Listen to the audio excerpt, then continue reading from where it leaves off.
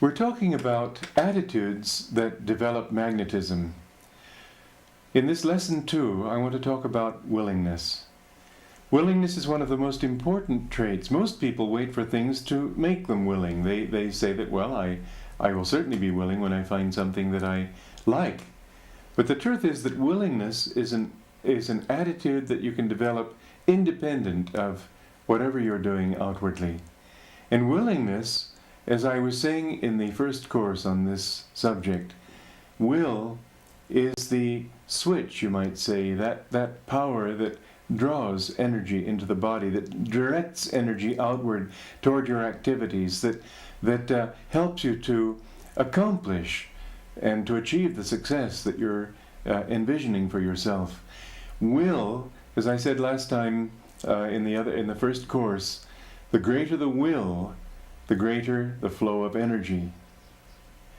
And willingness is almost a better word than will in this context, because so many times people think of will as something that requires you to clench your jaw and knit your eyebrow and tighten your fists and get all tense in order to accomplish something that's difficult. Whereas in fact, the kind of will that really leads to success is that kind of will that doesn't result in tension, but a free direction of energy. There was a very interesting episode that happened to a friend of mine a few years ago. It was during the Indo-Pakistani War, and he was in Pakistan and in a bus that left the main road in order to avoid the planes from India that were strafing the highways, and it got stuck in a riverbed. And so the passengers had to get out and push. Well, they pushed with might and main, and after about 15 minutes, the bus hadn't moved an inch. So the driver, wondering what had happened, what was wrong, stepped back from the situation to look at it in perspective, and he discovered that half the passengers were pushing from behind, but the other half were pushing from in front. And so they were canceling each other's efforts out.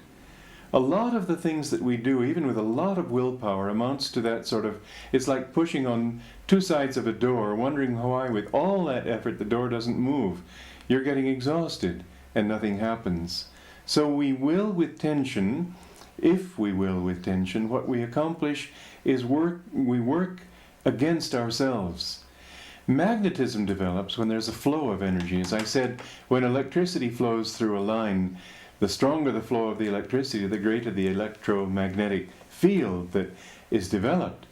But that flow has to be there. And the same thing with willpower. If the willpower is blocked with tension, then it won't happen.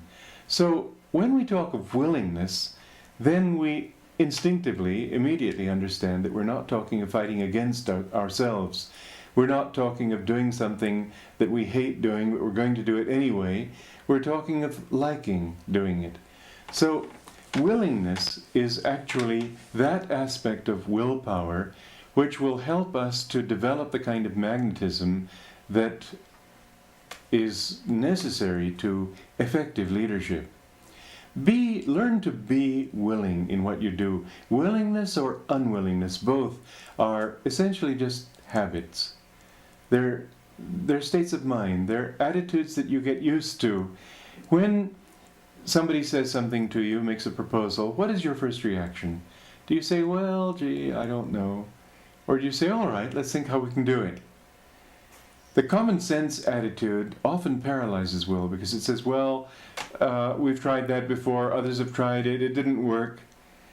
But you shouldn't. Actually, this is a part of what they've discovered in brainstorming, and it's a part of the creative process, that when you're trying to do something creative, whether it be write a book or give a lecture or initiate some new program in your company, or and this same principle of leadership can be applied in the family, to the children, to get the children to want to do something instead of saying, oh gee mom, I don't want to go there. That kind of, how many times do we hear children talk like that?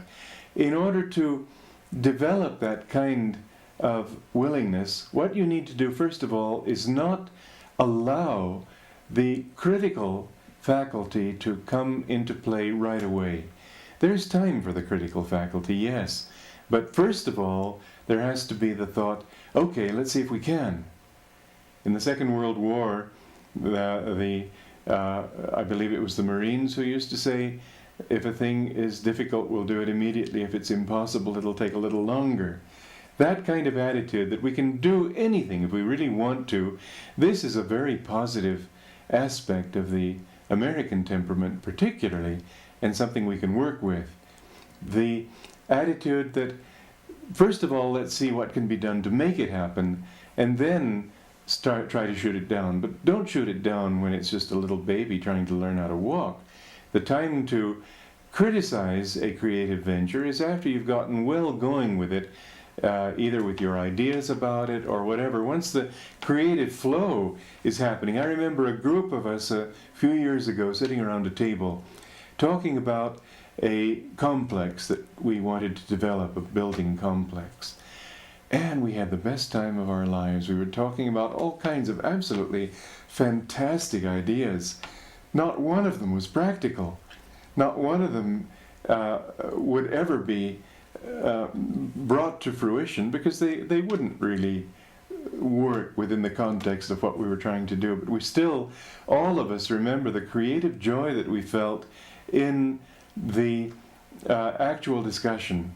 Now, one might say, yes, but if it didn't work, if after all that talk and all that enthusiasm you had to face the disappointment of not being able to do it, then what was the use?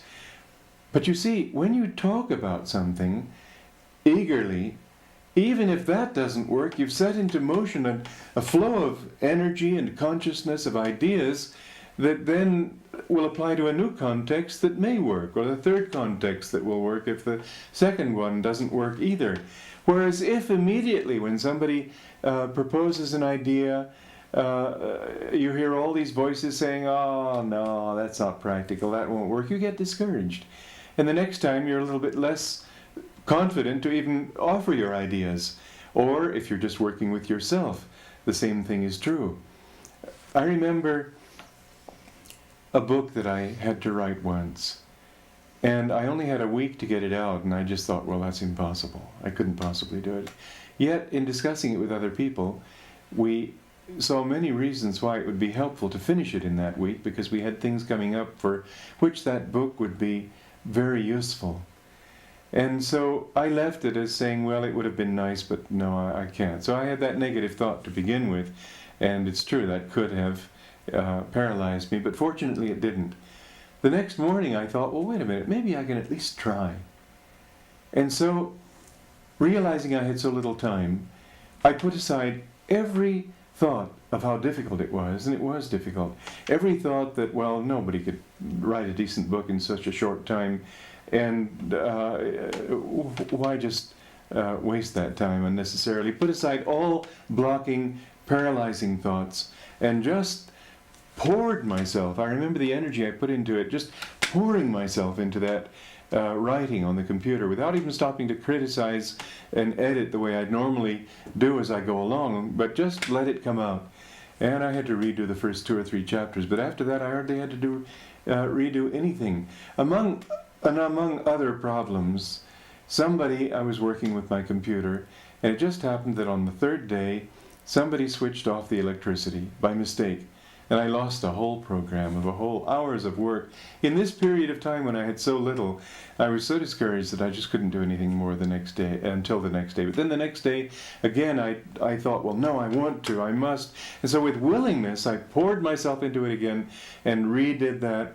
And in fact, in 5 days, I got that book finished. And I like what I did. I don't know if you would, but I think you would. The important thing is, however, that with willingness I did it. Now, this is something that if you practice in your life, if you could make a habit of willingness. I remember one time somebody asked me, how are you? And I said, sort of hesitantly, well. He said, that's good. Try to be like that. Don't say well, but well. Somebody says, how are you? I'm wonderful. If you have an attitude, affirmative, joyful, willing attitude, you'll be surprised to see how much energy you have to accomplish just about anything that you need to do. Just say yes to life. Say yes to the work that you've got to do.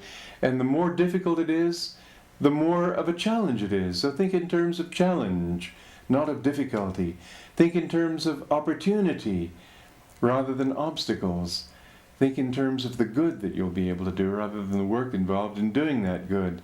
And you'll find that if that flow is positive, not only will the energy be there, but in that energy, this is what happened to me when I was working on that book, the flow of willingness, the flow of energy was so dynamic that it generated that kind of magnetic field that attracted the inspirations I needed to keep writing.